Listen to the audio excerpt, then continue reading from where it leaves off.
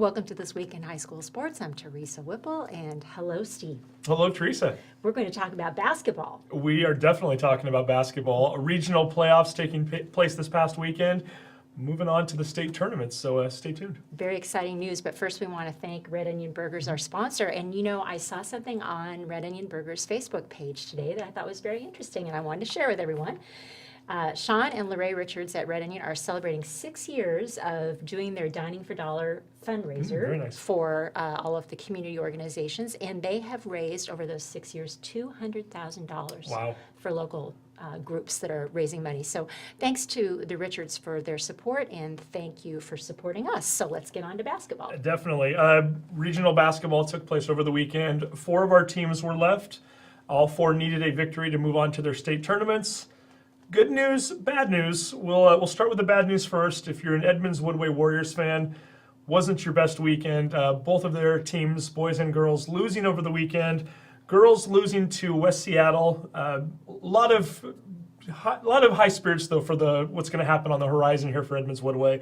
A lot of youth on that team. Again, this is a team that really exceeded everybody's expectations this year. Once Missy Peterson went down, we thought probably not going to make it out of districts, and yet they did. Yeah. And Bailey Chenoweth, freshman, she had a double-double over the weekend. So there's one player and only one player. There's plenty more to come. So I think we're going to see a lot of big things from them. And then the boys basketball team matched up against Shorecrest, a team that they'd already lost to during the regular season. Boys had a 6-point lead, I think it was, at halftime. We started thinking, well, maybe they're going to head to the Tacoma Dome. And unfortunately, Shorecrest kind of woke up in the second half.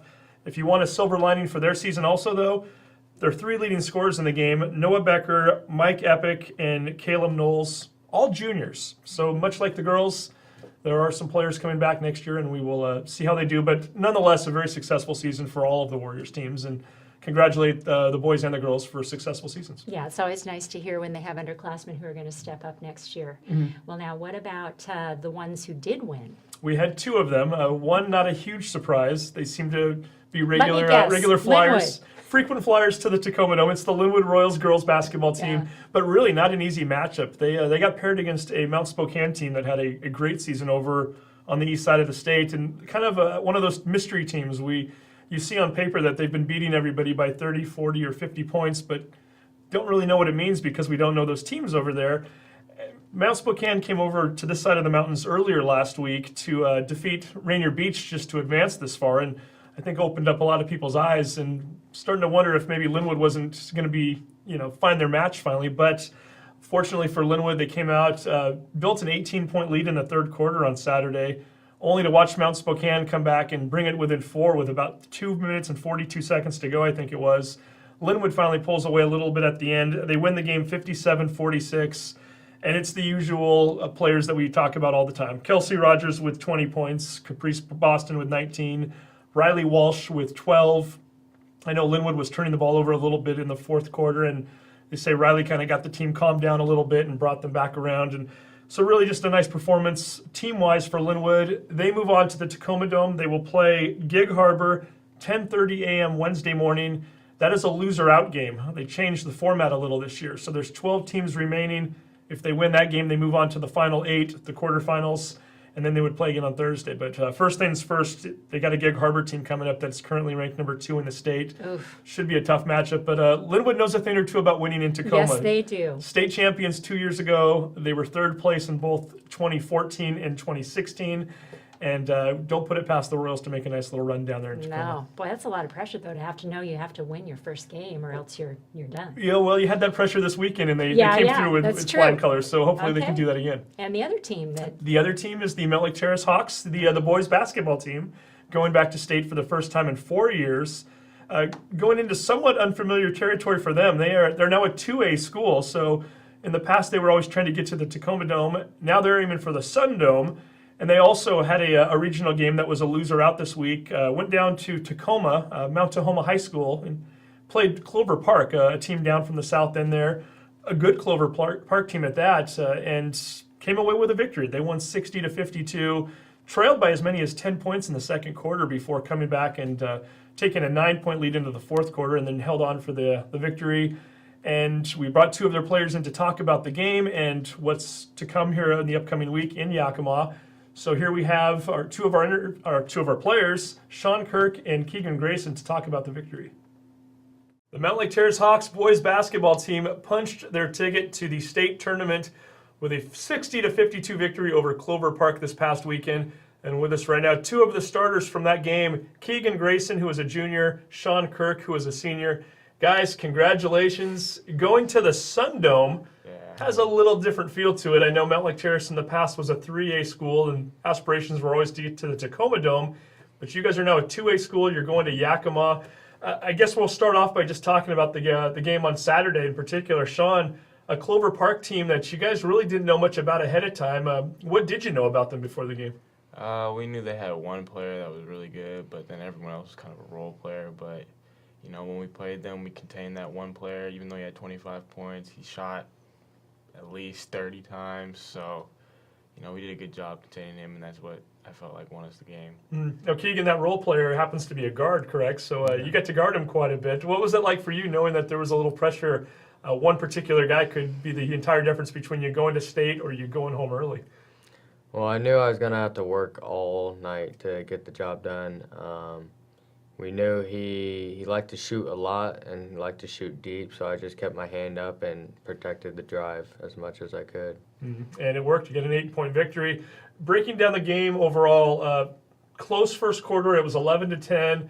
And then all of a sudden, you guys, in the second quarter, you go down by double digits. I think you were down by as many as 10 points at that point before you came back and chipped it away to a 2-point game right before halftime. Sean, what was the biggest difference in that, I guess, the early part of the second quarter versus the end when you made that comeback? You know, Coach Sood always tells us that teams are going to have their runs, and that's when we have to stick together and really lock up and play team defense. So, and I think that's what we did, and that's when we came back and got that deficit back down to 2. So that's what really helped. And then the biggest quarter of the game, you outscore Clover Park 21-10 in the third quarter. You take a 9-point lead at that point. Keegan, what was Coach Sood's speech at halftime? I know he can be a pretty fiery guy sometimes. Yeah. What did Coach say to you? What were the other coaches saying, and what worked for you in the third quarter? At halftime, they were just preaching that we needed to just keep playing together, play defense, help everyone. If you get beat, you gotta have someone else there to step up and maybe take a charge or something. He knew we needed to just keep moving the ball. We knew that they'd break down easily if we just kept moving it, and so that's just kind of the main topic. Just keep working. Sure. So. In a closely contested game like this, was there a moment, Sean, in the game where you kind of thought, hey, we've got this, this is ours? Yeah, I think it was early fourth, end of the third. Got a rebound, and I just threw it. I heard Kyrie yelling. He was all the way down the court. I just threw it, and he didn't even take a dribble. He just went up and dunked it, and that's when that whole momentum changed. Everyone was going crazy in the gym, and that's when I knew it was like, oh, it's over. Yeah, kind of funny how those dunks at the high school level can kind of change everything at times, just in terms of getting everybody's adrenaline going and whatnot. So you get the victory. You go on to the Yakima Sun Dome. Let's talk about what that means for you. I mean, Keegan, I know you and I were talking before the camera started rolling. You, while you were in middle school, went and watched Mountlake Terrace play in the Tacoma Dome. Yeah. I've got to think that as you've been growing up in your young teens and whatnot, aspirations of wanting to play in the Tacoma Dome, are you disappointed you're not? Or what is this feeling like for you? I mean, I'm not disappointed because we still made it to state. We still get to play in a dome, but it's always just been something that I wanted to do is play in the Tacoma Dome. Just win a state title, I guess. And you definitely still have a chance for that. Sean, what are your feelings? I know you're also grown up in this area. You've watched a lot of basketball. Yeah, I mean, before I transferred, I found out that Mountlake Terrace was going to go to 2A. So, and when I heard that, I was like, I don't get to play in the Tacoma Dome anymore. But, you know, it's always been a goal of mine throughout high school basketball just to play in the Dome at least once. And, you know, I get to do that now, so it's a good feeling. And have either of you ever been to the Sun Dome, or is this going to be a first-time experience for both of you? First time. Yeah, first time. First time. Now, are you guys morning people? Definitely not. Definitely not. Yeah, the way the draw worked out, you've got a 9 a.m. game on Wednesday. You're going to be playing North Kitsap. It's a loser-out game, so if you win that game, you move into the quarterfinals. If you don't win that game, your season's over, but you'll have still made it to state. Let's talk a little bit about North Kitsap for a minute. Keegan, you may or may not have had a chance to watch them play. They were actually in the Mountlake Terrace Holiday Tournament over the break. Yeah. Now, Mountlake Terrace didn't play them, but they did play 2 games at the high school. Did you have a chance to watch either of those games? Yeah, they're pretty athletic. They have a couple dudes that like to get out and run, but we can contain them, I feel. And how about you, Sean? Do you know much about these guys yet? I know it's Sunday afternoon when we're recording this. You've got some time to prepare, but what do you know about North Kitsap right now? All I know is pretty much like every other 2A team, they shoot threes. And, I mean, they're not really big, but they're fast and they're athletic. I know they got 2 guys that are, I don't know, 1 guy dunked in the game. That's all I remember of that, though. So, I mean, we'll see, I guess. Now, what does the week look like for you? Again, it's I know you guys are meeting as a team Sunday night to look at some film.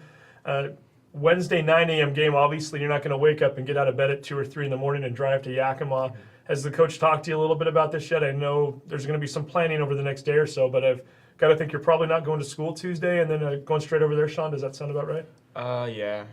I mean, I'm sure today, tomorrow, Tuesday, we'll be watching a lot of film, practicing, working on their plays, and going over that. And I'm sure Tuesday, maybe middle of the school day, end of the school day, we'll probably leave because I know it's a long drive to Yakima. So, yeah. Now let's go through the season a little bit here. You guys were kind of the great unknown this year. I know you're obviously making the move from 3A to 2A, but you're staying in the same conference. You graduated some players last year, and then you lost a few players even to just attrition. One player moving to Oregon, and another player deciding he wants to focus more on another sport. Keegan, you've been with this program since you stepped onto campus as a freshman. I mean, what was the season like in the beginning? Did you have goals? Did you and the team talk about certain things in particular, or was it just kind of roll the ball out and let's see what happens? Well, we knew that we wanted to get to state. That was our main goal, was to get to state. And at first we started out rough, but if you look back, the teams that we played, I know we played 4 teams that were top 10 in state and 2 others that got votes to be top 10. So when you really put it in perspective, our record started out slow, but I think we got it going after that stretch and we started playing league play. We really found who we were and got it going. Definitely. Now, Sean, a little different for you. You were at Shorewood the last few years. Transferred this year, or actually late last year, I guess, so you're not completely new to Mountlake Terrace. And you've grown up in the Mountlake Terrace area, so I think you know a lot of the guys anyway. What was it like for you transitioning onto a new team and kind of learning about your teammates a little bit? Well, because I didn't get to play first 7, 8 games or something like that. And at that point, I didn't even know if I was really going to be able to play, but I mean, I was still practicing. I was doing whatever I could just to prepare them for games and at that time. So, I mean, I was always there for them and, cheering on the bench, going to all the meetings, just pushing them. So, I mean, it's really turned out to be like one big family for me, and I don't regret the transfer at all. So. Well, and you bring up a good point. Because of the fact that you did transfer last year, you had to get through and get approved by District 1. Yeah. Sometimes not as easy as others. It seems to be easier if you're in the Seattle area. But that's another story. But you weren't able to get cleared for the first 7 games. Were you starting to think at some point that maybe you weren't going to get cleared at all? You weren't going to get to play this year? And what were those frustrations like for you? Yeah, I mean, it wasn't really frustrating for me because, I knew that it wouldn't be my last basketball, ever. But it was really more frustrating for, me, what my, parents were going through because we went through a lot. I mean, after that first no, we had to go down to Renton, and then there was a no. And then we had to hire the lawyers, and then there was a no, and then it was just a big, long process that I felt would take, honestly, the whole season. So I didn't really think that I was going to be able to play, but, it all worked out in our favor eventually, so I'm thankful now. Mm-hmm. And Keegan, the first time that Sean did get cleared to play, he went out and threw up 20 points in a game. Yeah. I've got to think for you and your teammates, it was kind of nice to have him out there, right? What's he meant for this team this year? He's been a great role player for us. Whenever we need a basket, we could go to him, and we know he can provide for us. So we're just glad to have him. He's a great man. So was it one of those things where first time he played this year, the first game he played in, did you know right away, hey, our team's going to be a lot better now? Oh, yeah. We knew right away. We knew what he could do the whole time, but we just had to wait for him to be able to play. Mm-hmm. Sean, let me ask you a similar question about Keegan. What does this guy mean to your team, and what's he brought to the table? I feel like when people see Keegan, they're like, oh, he's just nothing special. But, you know, he goes out there and D's up, and my parents love him because they always say he's the workhorse, and he's what gets us going, and, you know, just provides everything. Like, you know, when you look at a basketball player and you think they're good, you always think about scoring, but Keegan does everything else. Like, he doesn't have to score. He'll rebound, pass, get assists. He'll do it all. So. Now, you guys are in a 13-team conference. You're the only 2A school. Everybody else is bigger. They're 3A, and yet you finished 4th out of 13, so quite the accomplishment there. Obviously, it takes a whole team to do that. It's not just the 2 guys at this table, right? Sean, let me ask you about Kyrie Armstead and what that's been like teaming up with him this year. Guy, just what more can you say about him? He's had a great season, hasn't he? You know, Kyrie he's probably the heart of our team. I'll be honest, that man can do whatever he wants, and I'm sure he has a bright future ahead of him because he gets almost all our rebounds, scores the baskets, passes, anything you can name it in basketball, and that Kyrie will do it. So, and it's crazy. It's a good opportunity to be able to play with someone like that. So. Now, Keegan, let me ask you about some of the guards on the team. I know early in the year it seemed like Joey Gardner was getting a lot of the starts. The 2 of you have kind of rotated in and out a little bit, but tell me a little bit about Joey and then maybe some of the other guys in the backcourt with you. Me and Joey are the same. We both defend. We're both workhorses. We always given 100% effort.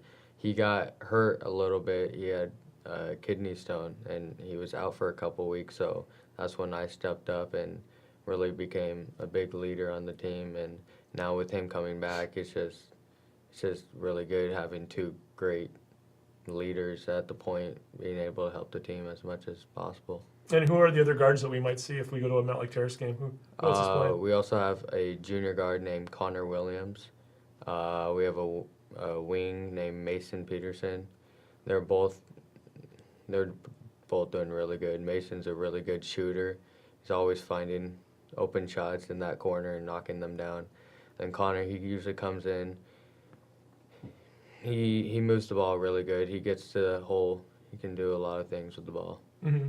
And Sean, a few of the big guys down low. Who else are we missing right now? Brendan Hayes. He gets a lot of our rebounds, and he's a good shooter. I mean, you wouldn't think he's a shooter just because he's a big man, but you know, I think that's why he gets most of his points, and it's because of his shooting. And then Brock Davis. He's another one who can do a lot. He can get to the hole. He's strong. Can shoot from far away. So, yeah, those 2. And Zeke Thomas also back now, right? He was out for a while too, so another player. So not just 2 or 3 guys on this team. It sounds like it takes the whole unit to kind of make this what it is, and what it is so far is a team that's going to the state tournament. So great job for you guys. Hey, again, we should mention North Kitsap. It's 9 a.m. on Wednesday. If you win that game, you play Sela on Thursday, another top-ranked team, right? Do we know anything about Sela, Sean? No. All I know is that they're the 4th seed, so it should be tough. But you know, I think we can handle it if we beat North Kitsap. So we should point out too, just for anybody who's out there watching, I think a lot of folks think, well, if you go from 3A to 2A, it should be easy. You should be able to just win a state championship, right? I think you guys know a little better than that, having played in the Northwest Districts and some of your other non-conference games. Keegan, this is not going to be an easy task at all. There's some very good teams at 2A, right? Oh yeah, for sure. A good powerhouse is Foss. We played them in summer league and they beat us, but I don't think Sean or Brock were playing at the time, so I think we'd match up pretty good with them. And then Anacortes is really good. They beat us in the district championship by 10. We could not make a shot that game to save our lives, but I know we held them to their lowest points of the season, so if we just keep working on defense, I know we can do good things. So we'll find out. It's this Wednesday, starting in the Yakima Sun Dome. We're down to 12 teams left. Only one will hoist the trophy at the end of the weekend, and we hope maybe it's these guys right here. Sean, Kirk, thank you very much. Thank you. Keegan, Grayson, thank you. Thank you. Appreciate it, guys, and best of luck to you in Yakima. Thank you. Well, good luck to the Hawks and the Royals, and I hope we have some good things to talk about next week. If you like morning sports, you've got opportunities on Wednesday. So Mountlake Terrace, 9 a.m. over in the Yakima Sun Dome. Linwood, 10:30 a.m. down in the Tacoma Dome. And then we're going to keep our fingers crossed that they're playing into Thursday and perhaps Saturday night.